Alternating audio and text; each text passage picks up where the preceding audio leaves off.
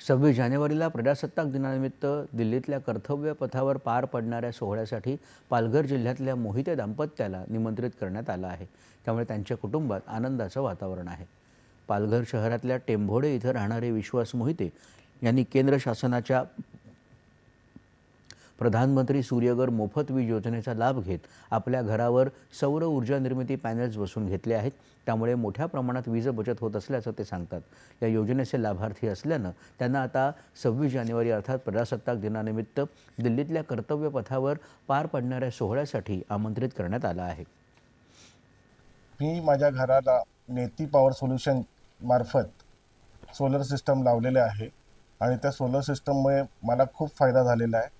पहिले माझं bill solar लावण्याच्या अगोदर बिल माझं 10 ते 15,000च्या आसपास यायचं, ते आता एक शून्यावर आलेलं आहे आणि ह्यामुळे मला खूप आर्थिकदृष्ट्या फायदा झालेला आहे।